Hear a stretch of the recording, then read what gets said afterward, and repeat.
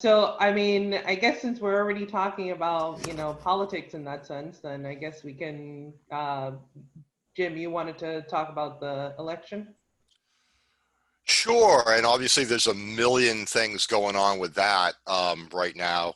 The biggest thing, I guess, I started thinking about it with a Crystal and Sagar Rising episode where they're basically talking about that, you know, it's been going on for months that basically Dems are kind of pushing people to vote by mail.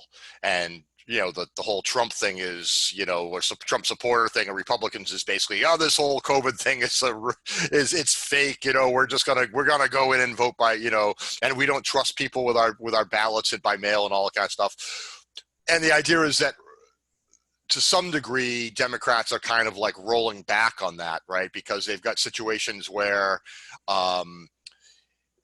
in recent mail-in voting in New York, like 20% of the ballots were thrown out. I think they're kind of coming to realize this late, because like if there's any little problem with the ballot and it's mail-in, obviously with that stream of custody, there's a lot more chances for something to go wrong where the ballot is somehow incorrect.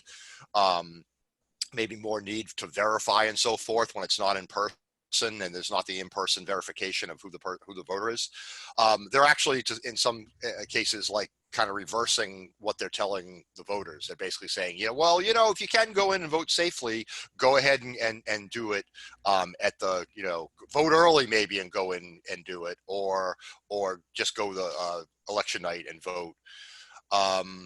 Some of that is also probably complicated by in Pennsylvania, where there was a ruling that naked ballots will not be accepted. And I believe what that is I think you get an envelope with your thing, and if you don't use the official envelope to mail back your ballot, is that essentially what it is, Steve? Well, it's an envelope that goes inside the other envelope that you send it back in. Right. So if you send it back without that one, with it inside the envelope without being inside the original envelope, right? And then it doesn't. Yeah, and obviously that's a confusing thing, and they estimate they could lose like 100,000 votes that could be invalidated because of that strange procedural issue. So they're obviously worried about that as well. But I mean, one of the issues is too that on election night, I mean, traditionally everyone's glued to their TV set, right, on election night to see what the returns are. And obviously, if a lot of people are voting by mail, then the actual results really won't be forthcoming until at least a few days after that, right? So it seems like the trend is going to be more towards Trump voters voting in person, so that you may get skewed results on election. Well, see, that's hard to say though, right?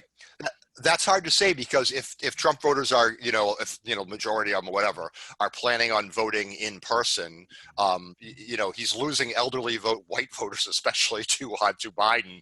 But if all of a sudden the COVID numbers are kind of creeping up, right? Well, some of those people might get scared off of voting because of, they see on TV, they see images of long lines, and they see maybe people not wearing their masks or standing too close or something. Some of those might get scared off. So it's really hard to say which way this is going to go. And then we've got the huge wild card of the debate on Tuesday. I mean, everything I've seen is basically Biden is completely losing his cool whenever Hunter Biden is mentioned.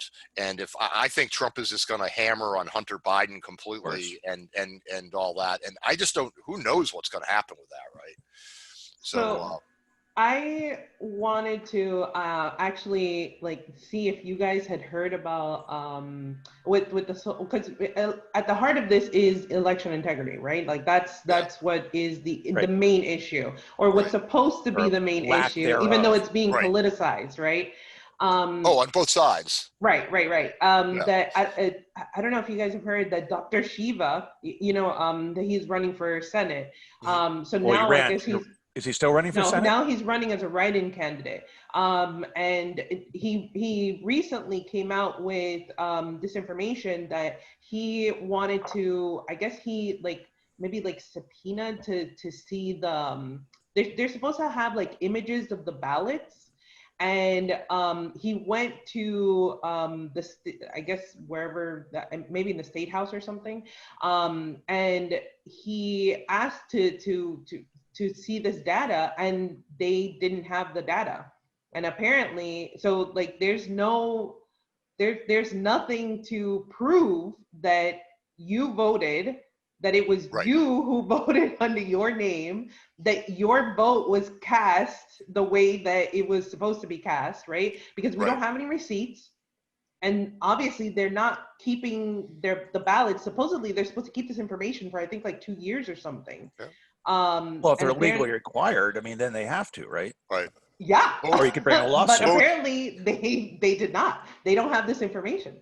And so like now this is the whole big thing. So imagine this is just here in the state of Massachusetts. Yes, it is on the Senate level, but imagine what that must be like, countrywide or nationwide, where you have all these different municipalities and it's just the way that this election has been so highly politicized. That is more so why I think it's the opinion of the show that no matter what, the results are going to be scrutinized. No one's going to believe and there will be the results are. There will be massive fraud on both sides. There will be. I mean, I've already heard stuff about military ballots being found in dumpsters, and all sorts of stuff. And I do not doubt it. The frenzy on both sides, the distrust is so high that it legitimizes in people's minds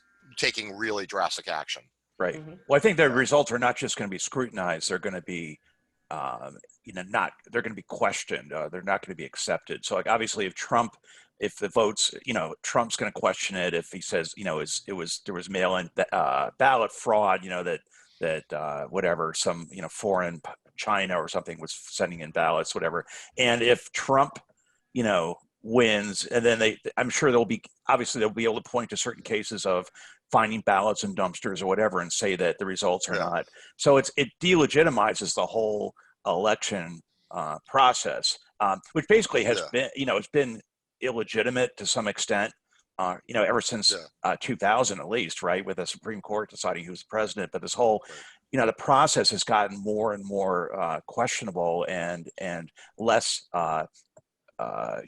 less acceptable or accepted by the general voting population. Yeah, so I think we are absolutely a banana republic when it comes to election integrity. It would be really nice if some country with better election process, like Bolivia or somebody, came in and oversaw our election to check its. We could only wish. We could only wish.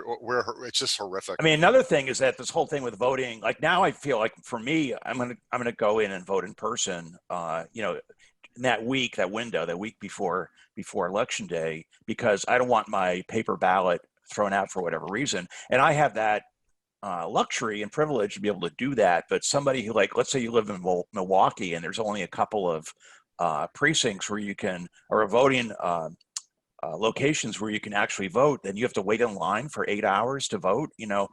That scares me, that those people won't have the option of doing that. And therefore their vote counts for less because, if they vote, they'll be by paper ballot or by mail-in ballot. And there's a better chance that vote will not be counted because of that. Well, thanks to the Electoral College, we already have like a two-tier system when it comes to. We have a two-tier system. But that's true. But the other thing that I actually wanted to see what you guys thought about this was that, like, talking about the politicization of this, I just wanted to share this with you guys because I was so as I was doing like my research for the show, right, to see what I was going to do for Legislative Week in Review. I went on GovTrack, right? Because that's what I normally do. I'm just trying to see, is it this one? Yeah. So I went on GovTrack, and that's normally where I go to see what legislation is going on, what they're keeping track of, what's trending, stuff like that. And look what comes up. We're hitting pause if he commits to a peaceful transfer as long as it's a fair election. Mark Meadows. So they go into saying how that the elections are not, they're like, it's not legal, that it's supposed to be fair, right? Like that's not, part of the like the terminology or whatever when you talk about it. And it What and it about talks about the fifth? Is it the 15th Amendment though? what? Doesn't that talk about voting? Voting. Okay, keep going, and I'll look it up. Okay, so no, but this whole thing is just talking about, like it says, our mission cannot be fulfilled when faithful execution of the law is replaced with an ultimatum for something that does not and has never existed. We have hit pause.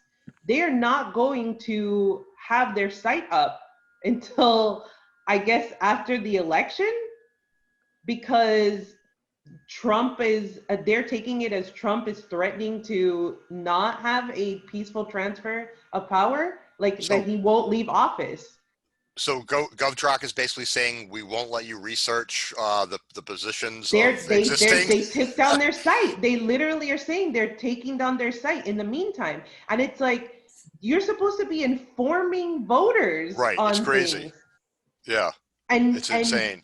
And that's highly politicized. It's not supposed to be a politicized. Well, I mean, it talks about politics, obviously, but it's not supposed to be, I guess, partisan, right? Right. And one of the two candidates has a 50-year congressional record to mine for past positions that completely conflict with what he's saying. Actually, they don't conflict with what he's saying these days. He's pretty open about.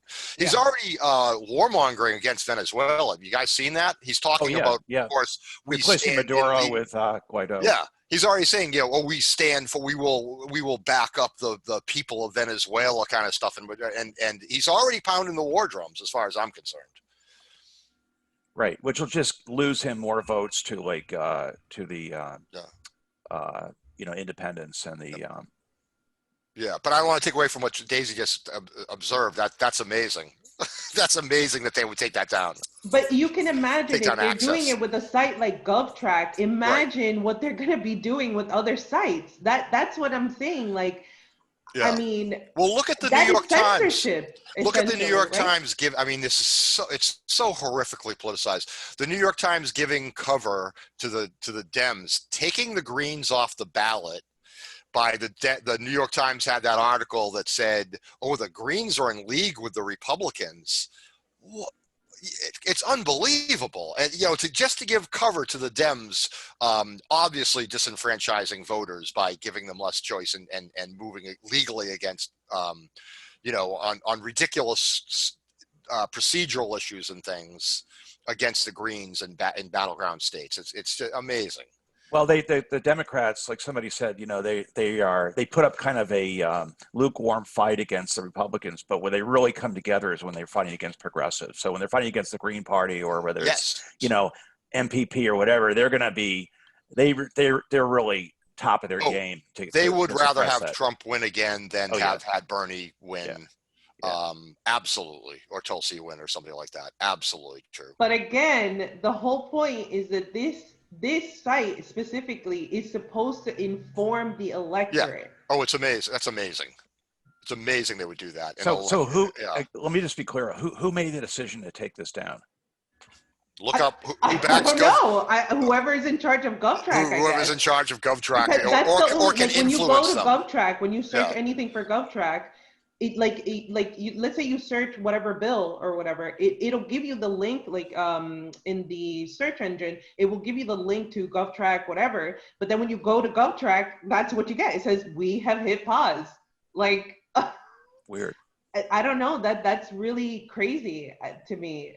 Only specifically because the timing of this, like right before this election, this supposedly this is the election of our lifetime, and that this is an existential threat and blah blah blah. We get all this hyperbolic talk about this is do or die moment essentially, but God forbid we actually inform people. It's like the whole thing of silencing people or censorship. instead what you should do is that you should have more information out there, not less information out there, to combat whatever information, like if you're Absolutely. saying that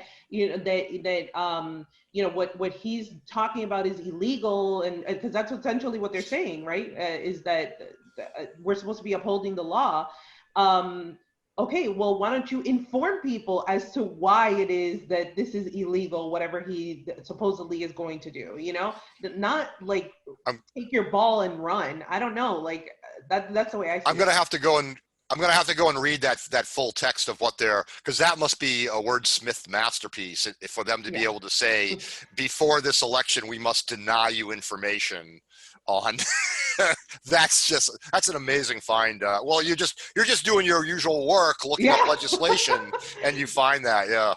Yeah, amazing. It's great. I mean, like I said, this is something that I came across, so I can imagine. Do you think anybody at MSNBC or CNN or Fox or New York Times, Washington Post or Washington Times are gonna notice that GovTrack is down? No, they're not.